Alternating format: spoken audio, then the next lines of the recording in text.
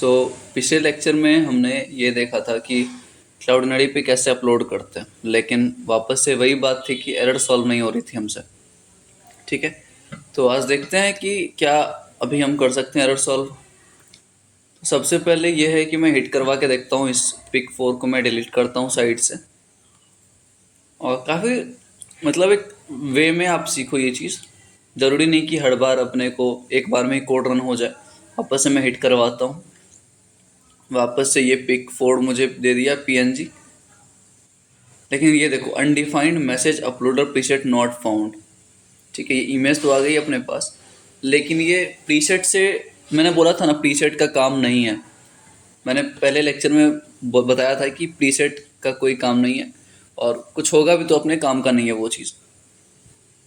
ठीक है, तो अभी अगर आप देखो, अभी अगर क्या है ना कि चलो इस प्रीसेट को हटा के देखते हैं। पहले इस प्रीसेट को आप यहाँ से हटा दो अपलोडर प्रीसेट करके। अब अगर सेव करता हूँ मैं, अब अगर वापस से हिट करूँगा तो वापस से इसको हटाओ। मुझे क्या देखना है, क्लाउडीनरी पे देखना है। वापस से हटाया मैंने। अब मैं अपने लोकल होस्ट में दूसरा फाइल भेजूंगा। ठीक है, मैं अपने या इधर आ जाओ, आप बॉडी में फॉर्म डेटा में आ जाओ और यहाँ पे वैल्यू कट करो, सेलेक्ट फाइल करो। सेलेक्ट फाइल करा हमने, छोटा सा नेम है क्या, सारे स्क्रीनशॉट ही हैं, कोई ना, मैक्स वाला ही ले लेते हैं। चलो मैक्स वाला लिया हमने, हिट करवाओ। ठीक है, हिट करवाया मैंने। देखो अपने पास आ गई ये details, file uploaded successfully, max वाला यहाँ पे फाइल भी आ गया। ठीक है, और यहाँ पे मेरे पास डिटेल्स भी आ गई हैं। देखो आप, सिक्योर यूआरएल। जब ये सिक्योर यूआरएल आ जाएगा ना, तो आप समझना मेरा जो फाइल है वो अपलोड हो गया क्लाउडीनरी पे। चलो लेट्स सपोज यहाँ पे मैं रिफ्रेश करता हूँ। अभी देखो 58 एसेट्स हैं, दिख रहा है अपने पास 58 एसेट्स हैं यहाँ पे। मैं रिफ्रेश करता हूँ इस चीज़ को, देखो आ गया, आ गया, ये क्लाउडीनरी पे आ गया। इस चीज़ को आप यहाँ से ये भी कर सकते हो, ये सिक्योर यूआरएल पे कंट्रोल दबाओ और प्रेस करो, ओपन कर देगा ये अपने। देखो ये जो लिंक है ना, ये जो लिंक है वो क्लाउड पे है टोटल। ये क्लाउड पे लिंक है, इसको कहीं भी आप एक्सेस कर सकते हो। तो हमने ये चीज़ देख लिया कि यहाँ पे क्लाउड पे आसानी से अब कुछ भी आप करवाओ। फॉर एग्जांपल मैं वापस से इसको डिलीट करके दूसरा फाइल करवाता हूँ, वापस इसको डिलीट करके लेट्स डू दिस अगेन, ताकि ये दिक्कत ना दे। और वापस मैं रिवाइज करवाऊंगा कि कैसे हमने स्टार्टिंग से किया है, तो दिक्कत नहीं आएगी। पिक 4 को मैं डायरेक्ट वापस से कर रहा हूँ, सेंड किया, रिस्पॉन्स मेरा 200 आया, फाइल अपलोडेड सक्सेसफुली, यहाँ पे भी आ गया मेरे पास। वापस से क्लाउडीनरी पे जाऊँगा, रिफ्रेश मारूंगा। ठीक है, कोड काम कर रहा है क्या, हाँ कर रहा है, बिल्कुल सही। ठीक है, तो क्लाउडीनरी पे अपलोड करना सीख लिया हमने। वापस से हम एक बार स्टार्टिंग से देख लेते हैं कि क्या क्या मेरा स्टेप्स था। सबसे पहला स्टेप, मैं यहाँ स्टेप्स नीचे में डिफाइन करता हूँ। स्टेप 1 क्या था, npm इंस्टॉल क्या था, क्लाउडीनरी। दूसरा क्या था, दूसरा ये था कि रिक्वायर क्लाउडीनरी इन index.js, रिक्वायर करवा लिया। तीसरा क्या है, स्टेप 3 मेरे पास ये हो जाएगा कि मैंने कॉन्फ़िगर किया। ठीक है, ये देखो इंस्टॉल किया, यहाँ पे रिक्वायर करवाया क्लाउडीनरी, और v2 से ही करना। ठीक है, वर्जन 2 कुछ उसका होगा। उसका मैंने यहाँ पे कॉन्फ़िगर किया। इसका मैं एक चीज़ और बताऊँगा, कॉन्फ़िगर कर लिया मैंने। ठीक है, एपीआई सीक्रेट की और क्लाउड नेम कहाँ मिलेगा आपको पता है, क्लाउडीनरी के डैशबोर्ड पे। डैशबोर्ड पे आप आ जाओगे, आपको मिल जाएंगी ये सारी चीज़ें।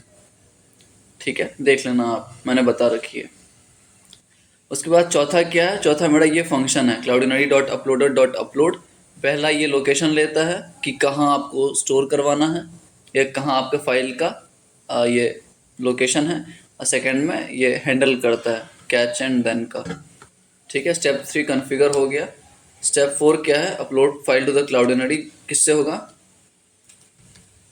क्लाउडीनरी डॉट अपलोडर डॉट अपलोड वाला। ठीक है, 4 स्टेप हो गए, 4 स्टेप हो गए। अब एक चीज़ और देखो, एक चीज़ और देखो आप। अब अब मैं क्या चाहता हूँ ना, अब मैं ये चाहता हूँ कि ये अपलोड हो गया मेरा क्लाउडिनरी पे। अब मैं चाहता हूँ ये जो भी मेरा था ना, जो भी मेरा ये पिक्चर यहाँ पे सर्वर पे है अभी, मैं चाहता हूँ क्लाउड पे अपलोड होने के बाद ये डिलीट हो जाए। क्लाउड पे अपलोड होने के बाद ये डिलीट हो जाए। उसके लिए मैं एक चीज़ यूज़ करूँगा, FS अनलिंक फाइल सिस्टम। दिखाता हूँ ये चीज़ करके मैं क्या बोलने की कोशिश कर रहा हूँ। फॉर एग्जांपल मैंने क्लाउड पे तो अपना डाल दिया इमेज, लेकिन क्या ये सर्वर से हट रहा है? क्या मैं चाहता हूँ सर्वर से हट जाए अपलोड होके, ठीक है। उसके लिए मैं क्या करूँगा, जैसे ये अपलोड हो गया ना, वैसे ही मैं इसको हटा दूंगा, ठीक है। बस अपने को fs.unlink लिखना है यहाँ पे, लेकिन उससे पहले अपने को इंपोर्ट करनी पड़ेगी ये चीज़ें। लेट्स सी, ये देखो const fs is equal to require fs, और ये Node.js का मतलब इनबिल्ट लाइब्रेरी है fs करके, ठीक है। तो अपने को इंस्टॉल करने की ज़रूरत नहीं है। fs का मतलब होता है फाइल सिस्टम, फाइल सिस्टम। और ये फाइल सिस्टम Node.js में ऑलरेडी इनबिल्ट है। और ये काम क्या करेगा? काम ये करेगा कि जब मेरा क्लाउड पे चला जाएगा डेटा, तो यहाँ से डिलीट कर देगा सर्वर से। समझ आ गया अपने को? तो यहाँ पे मैंने अपलोड कर दिया है, और इसके बाद जस्ट बाद मैं क्या लिखूँगा, fs.unlink, ठीक है। अनलिंक क्या करना है, request.file.path, ठीक है। समझ आ गया? अनलिंक सिंक नहीं करना है, सिर्फ अनलिंक करना है। सिंक का देख सकते हैं अपन बाद में। ये कर दिया। अब इसमें आप चाहो तो आप ये भी लगा सकते हो, डॉट देन भी लगा सकते हो, डॉट कैच भी लगा सकते हो। देन में क्या हो जाएगा, कॉल बैक रिसीव करवा दो आप। फाइल डिलीटेड अगर हो जाए तो, और इसमें आप ये पास कर दो, डेटा पास कर दो, ठीक है। और कैच में भी आप ऐसा ही कुछ करो, ठीक है। फाइल नॉट डिलीटेड लिखा दे, और यहाँ पे एरर आप डाल दो, ठीक है। तो इससे काम हो जाना चाहिए मेरा, fs.unlink से यहाँ से डिलीट हो जाना चाहिए। अब जब मैं इसको डिलीट करके वापस से मैं अगर भेजता हूँ अपने यहाँ से पोस्टमैन से, तो लेट्स सी क्या होता है। एरर दे रहा है, यहाँ पे आ गया है, लेकिन ये एरर दे रहा है, एरर दे रहा है ये चीज़, ठीक है। क्लाउडनरी पे आया क्या वापस, 60 था ना हमारे पास, 60 एसेट्स थे, 61 आ गया ये। कोई ना, रिफ्रेश मारते हैं वापस से, 2 आनी चाहिए ये फाइल हमारे पास, ठीक है। 2 आ गई है, मतलब कि क्लाउडनरी पे अपलोड भी हो गया है। लेकिन उसके बाद ये fs.unlink काम नहीं कर रहा, fs.unlink काम नहीं कर रहा। अनलिंक पाथ दे दिया, और इसी में, अच्छा इसी में दूसरा ये ले रहा है, समझ गया। अनलिंक हो गया, यहाँ पे पाथ ले लिया ये, यहाँ पे कोमा लगा के एरर वाला दे दो। समझ आया? मतलब एक ही आर्गुमेंट में पहला लोकेशन लेगा और दूसरा एक एरर वाला प्रोवाइड करेगा। अब करवा के देखते हैं, वापस इसको डिलीट करो। आप टेस्टिंग करने से डरो मत, जितना बार हो सके उतने बार आप टेस्टिंग करो। वापस से सेंड किया, अब देखो फाइल अपलोडेड सक्सेसफुली। मेरा पहले 62 था वहाँ पे, अब यहाँ पे देखो अपलोड्स में कुछ आया नहीं आया। लेकिन जब मैं क्लाउडिनरी पे चेक करूँगा, जब मैं क्लाउडिनरी पे रिफ्रेश करूँगा तो 63 होना चाहिए अब, ठीक है। आया नहीं आया, नहीं आया, कोई ना, वापस दूसरा फाइल करवा के देखते हैं अपन। इसको हटाओ, मैक्स नाम से जो था उसको करवा के देखते हैं। मैक्स नाम से करवाया मैंने, सेंड करो, फाइल अपलोड सक्सेसफुली। हुआ या नहीं हुआ देखना पड़ेगा अपने को। वापस करो, और देखने से पहले अपने को सर्व ये देखना पड़ेगा, टर्मिनल। अपने को टर्मिनल देखना पड़ेगा कि टर्मिनल में मेरा रिक्वेस्ट आ रहा है या एरर आ रहा है कुछ। देखो एरर दे रहा है, no such file directory open C, ठीक है। मतलब उसको लोकेशन पे कुछ मिला ही नहीं, उसको लोकेशन पे कुछ मिला ही नहीं, ठीक है, ठीक है। ये भी एरर आ रही है अपने पास, कोई ना।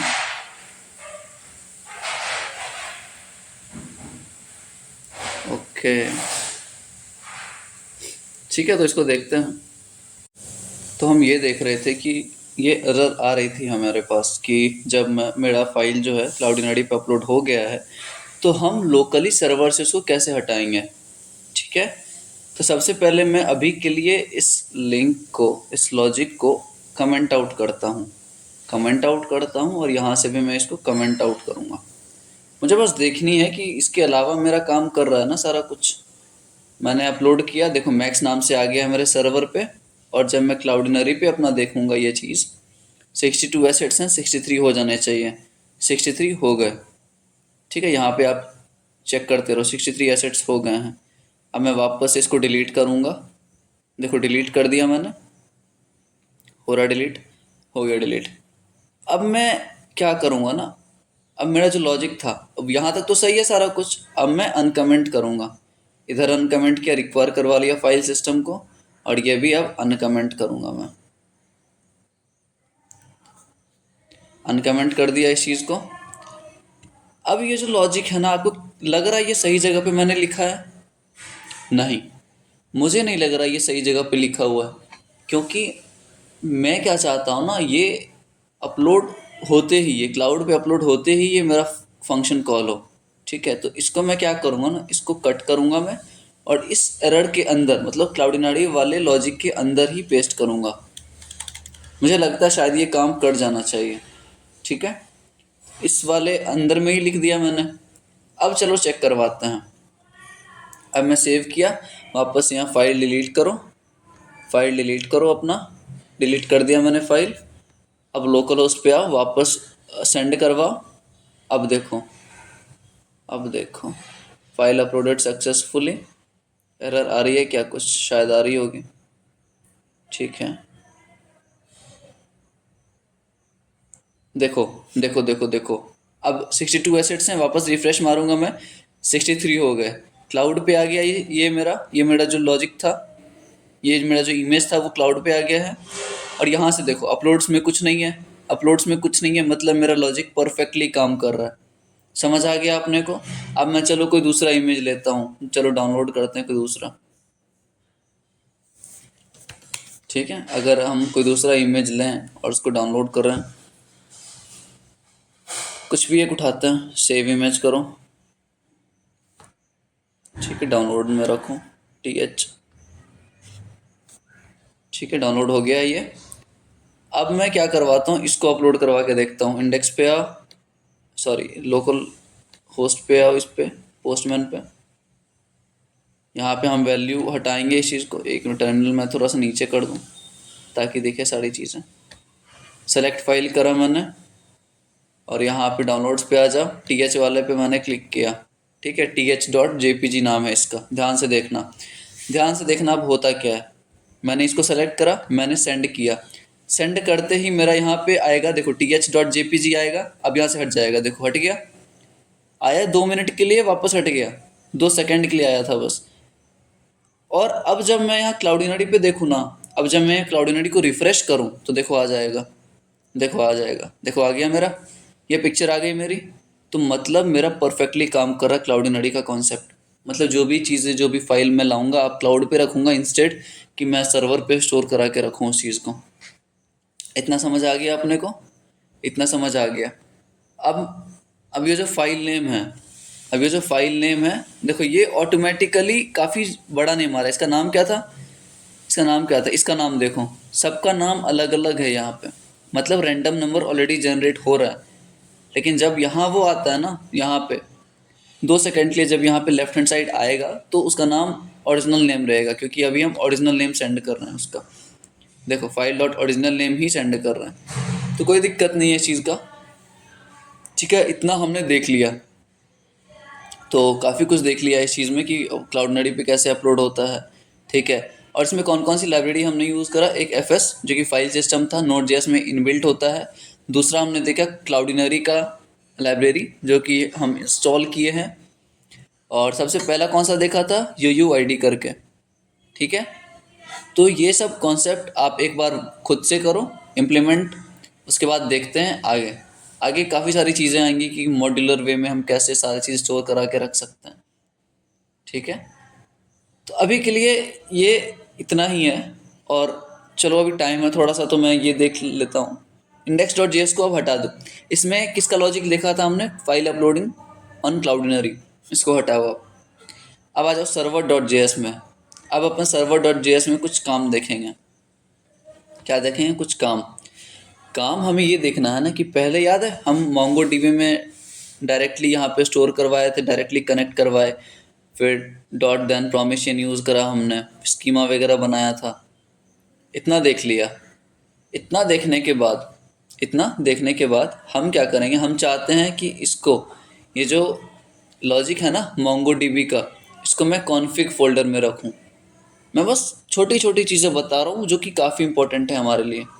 ठीक है, तो सबसे पहले पैकेज डॉट जेसन में आओ, यहाँ इंडेक्स डॉट जेएस हटा के सर्वर डॉट जेएस करो, क्योंकि अपन आप उसमें काम करेंगे। सर्वर डॉट जेएस करा हमने, इसको काट दो आप।